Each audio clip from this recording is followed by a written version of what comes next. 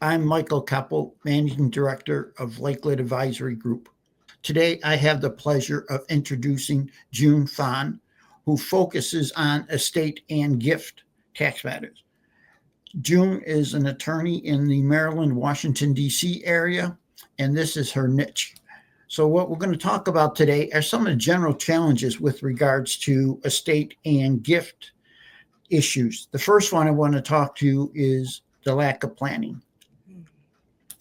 Too often we see our clients, whether it be from a financial business valuation perspective or from a legal perspective, not able to or willing to sit down and put together the formal estate and gift work.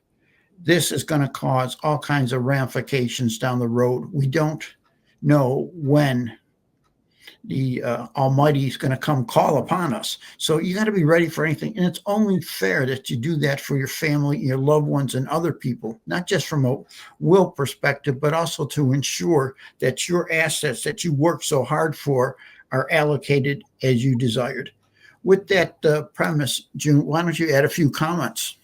Sure. Thank you so much for having me speak today, Michael. And hello, everybody. And it's great to meet all of you and for coming along to hear what Michael and I have to share today on the importance of planning ahead. Um, my name is June Fan. I am the founding attorney of Gift of Love Legal, and we help Maryland and DC residents with putting your wishes into writing and so that they can be honored when you can't speak for yourself or when you are no longer here with us. So, just to kind of add a little bit more, Michael, to what you had just shared, it really is important, having been practicing estate planning um, since 2017, I've been able to see some situations and stories where there was lack of planning or insufficient planning. And we could definitely talk a little bit more about those scenarios and what those could look like and what people can do to prevent that from happening. But it's definitely important. And it's not just about doing it for yourself, but think of it as a gift that you're giving to your loved ones so that they don't have to deal with a mess. They don't have to, have conflicts over, oh, what mom wanted, what was dad, wishes, so that there are clear instructions for them, a guidance for them to follow. I think you're 100% correct, June, in planning. I have an adage, actually, a sign right here over my desk. A Mm. failure to plan is a plan for failure.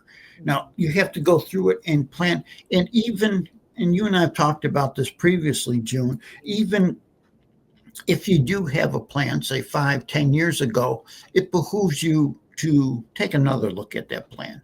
For For sure. example, if it's a major asset, the value of the company has changed significantly. Even if it's not a major asset or a gift, you want to make sure it's current because you weren't just sitting in a silo for the last 5, 10 years. Your life has changed significantly, and those changes need to be reflected.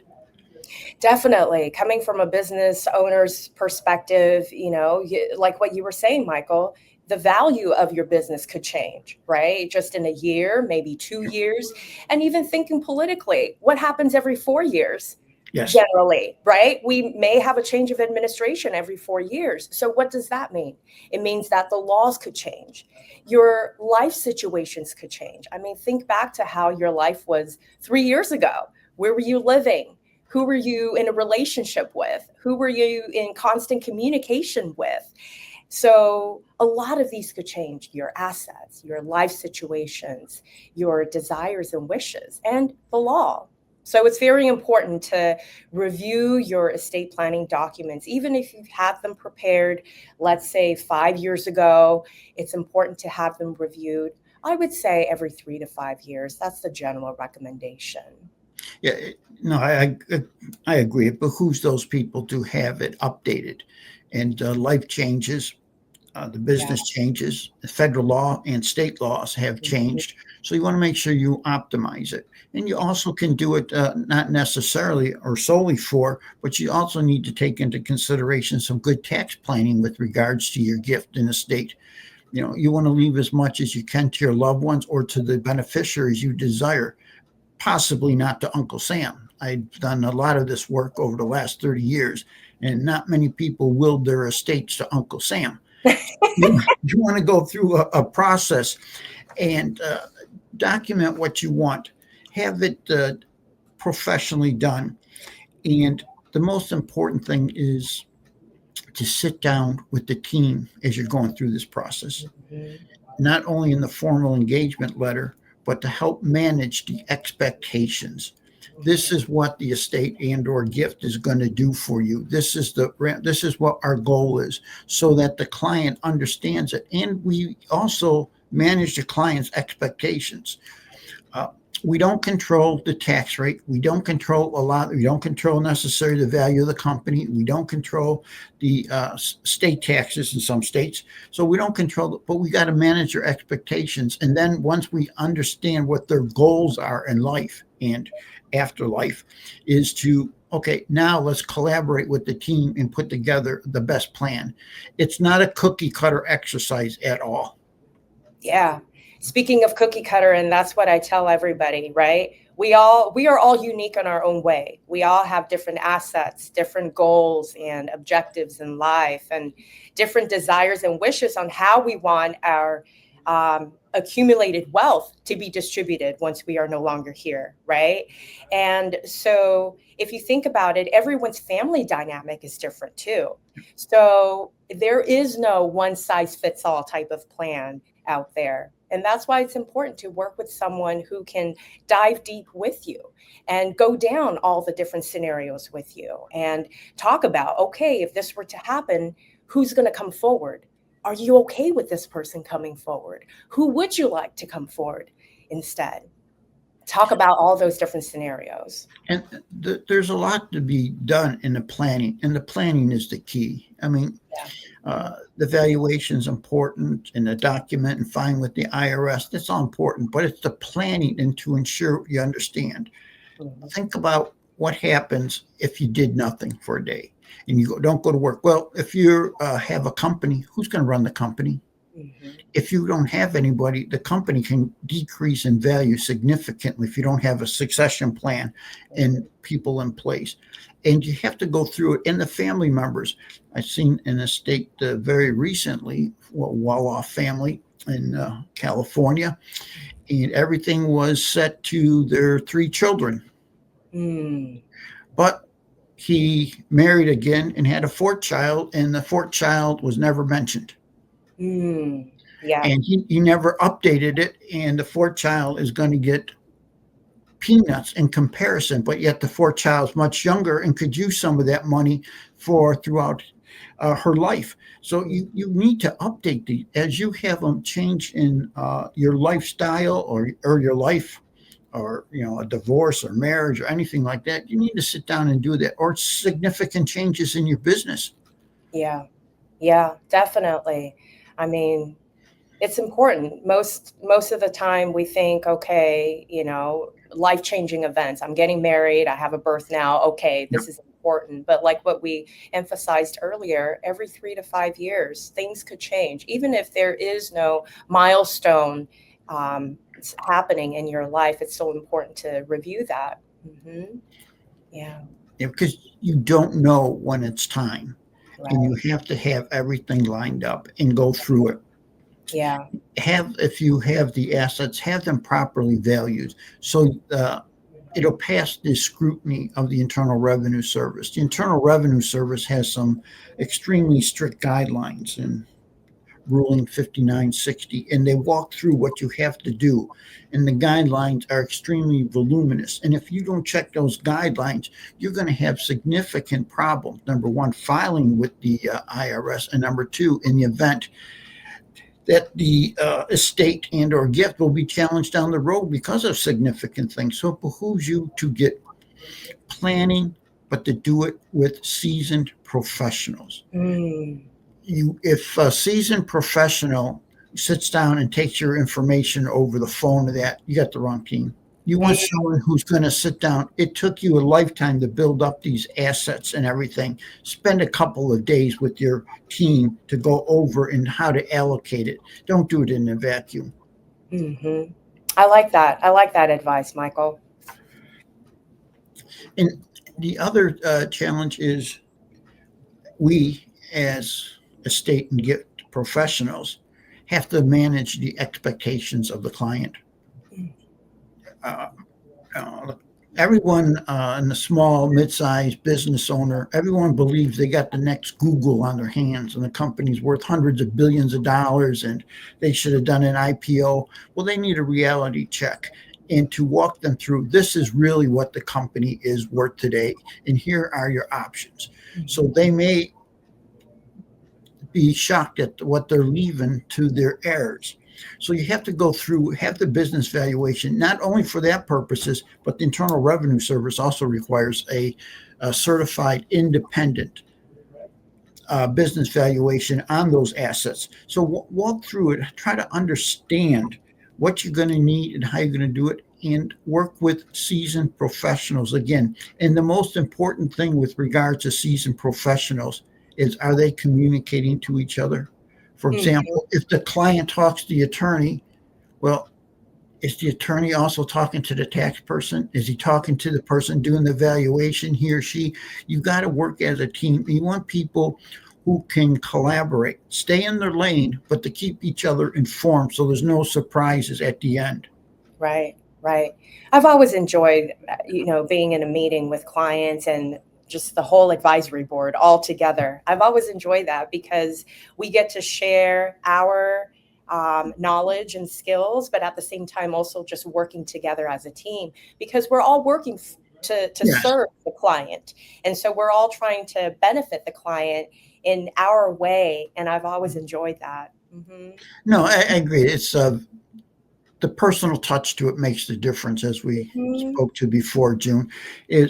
And the other thing I would recommend, and this is just from a few battle scars of doing this, is sit down with the client, with the team, without the whole family there. Mm. You don't want the estate planning going on while you got the cousins, nephews, and everybody else sitting at the same table. He may not want them to get a penny, or he may want to do certain things with them, and they're going to argue with him over who gets what and when. You want to sit down with the decision maker, independent of all the beneficiaries, and also independent to a certain degree if they're going to bequeath some of their major assets to charitable contributions or just going to gift it to someone. Yeah. And there is significant, as you know, June, advantages of sitting down and planning how to gift things to individuals and to beneficiaries, and do it in a proper format to not only minimize your taxes, but to make sure that these beneficiaries receive the money they need as you wanted to do it. Yeah. And I think one of the most challenging one with regards to gifts is look at the Bill Gates Foundation. How much money that they're, we're talking hundreds of billions of dollars that they're going to have to go through and gift, and they go through everything. And you have to have a plan to do it. And I'm just amazed at how detailed. It's almost like running a business in that degree for the extremely wealthy, and they have people take over it. Right, right. Yeah. I see it as, sometimes maybe you just need to take a day or two and just block off everything and see it as a retreat that you're giving yourself, a business retreat where you're just blocking off everything and you're sitting down and just going through everything, right? Yeah. Meeting with your team and doing the planning, getting everything in place. Yeah, you got to take the plan, and it you have to do it in some way. Don't do it on the cheap. There's some software out there to do your own estate and gift planning and go through it and do that. Don't do that. I mean, an individual took a lifetime to build up those assets. He or she has a family now, or has certain interest that they want to bequeath their monies and their assets to. Spend some time and do it right. This is not the time in life to take a shortcut. And it's going to be a little bit more expensive with the professionals, but you got to get it done right. After you pass, or heaven forbid something happens to you, you don't get a do-over. You don't get to come back to the earth and say, okay, oh, this is what I really meant, or no, this is what I should have done. No, do it right in the beginning and get some professionals, people who've done it in a long enough time so they can warn you about the upcoming tripwires that may be ahead for you, or problems. You may want to do a certain things, taking a different path. But the attorney, someone with Jones experience, would say, we can get to the same point, but do it this way. You don't have to worry about the taxes. We can do it this, and it protects the people down the road. There's more than one way to get it done, and you got to work with the seasoned professionals to make sure that your wishes are properly addressed. Yeah. Yeah. 2 points that I wanted to make to what you had just mentioned about not going cheap, you trying to maybe save a buck or two. The way I see it is two things. You work with professionals so that they can provide you with the advice. They have the experience that maybe you don't have, or maybe the software program, online program doesn't have, right? I know AI right now is prominent and ChatGPT can do a lot, but they may not have the experience, the breadth of experience that a professional may have. And another thing is, when you work with a professional, you get to strategize with the professional. That's right. Again, like what we were saying, everyone's situation is unique, right? So just because you've heard maybe someone has this situation and this person got this advice doesn't mean that you will get the same advice. So it's the strategy that you get to have with the professional, and also the breadth of experience that the professional may have seen and gone through different scenarios, different situations, and the professional can come up with a solution customized to your problem or to your issue or to what you are trying to accomplish. So that's one point. Second point is the personal touch, right? You go online, you work with a computer program or an online program, you're not going to have that personal touch that we emphasized earlier when you're working with someone. And think about it. You try to save a few bucks now, but eventually, once you are no longer here, if there's a mess that your family and your loved ones have to clean up, they're the ones that will have to be faced with those problems. Right. They're the ones who are going to have to use the money that you ended up leaving behind because you were trying to save a few bucks while you were alive. And if you think about it, in the end, they're not going to end up receiving as much money as you would have liked to give them, because maybe a huge chunk of the money wound up cleaning up the mess that you could have prevented while you were alive. And that personal touch comes in when, while you're alive, you build the relationship with your team, your advisory board, these professionals.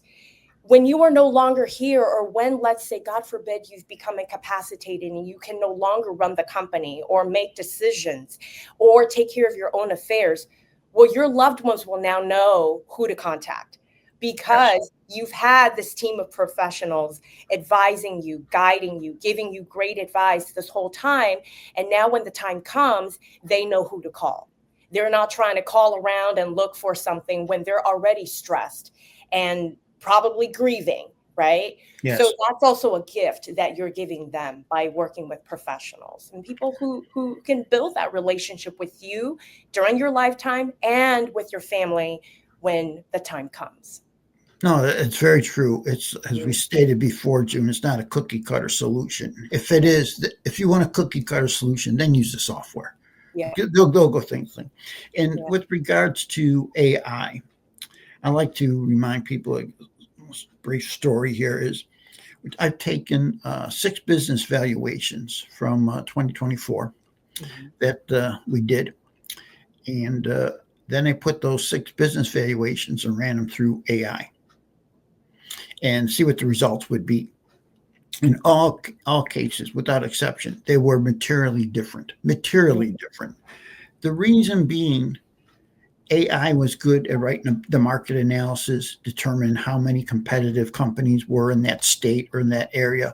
But it's the subjective things that made all the difference. For example, they may had a stellar management company Well, that adds a lot to it, I think, because I'm a strong believer. If you have a strong management company, it doesn't matter if they're doing software or widgets. That's a significant value. And there's all these other things that AI couldn't and wouldn't pick up. Certain types of risks, the product, the people. You walk through the plant a couple of times and you see some issues. Say, oh, this is a major concern, or this. But artificial intelligence has done a great thing, but it's not something you want to play with regard to this realm. I'm a big fan of AI, but not for this realm. And everything has its place and time. Right. Yeah, I've had someone tell me, just see AI as an assistant. That's right. Yeah. It is. It can be used good as an assistant, even drafting some things, but you still need the professional team. You need, and go with the word team, and it's you need the lawyer. You need to make sure someone on the team has fantastic tax experience. If it's over X amount of dollars in the United States, you need to have a professional, independent business valuators. Normal CPAs do not qualify. You got to be independent, accredited to work with the Internal Revenue Service. So there's an entire litany of things you have to go through. On a very near and future podcast, June and I are going to be talking about some of the challenges that we talked about in specific about filing and planning for it, sitting down and have a planning session as if we had a client and a list of things we have to address. That's coming up in the near future. That's for coming attractions. I would like to thank June Phan for joining me on this podcast. Look forward to the next round of podcasts. Thank you very much. Everyone, have a great day. Thank you for having me. Have a beautiful day, everybody. Thank you. Thank you.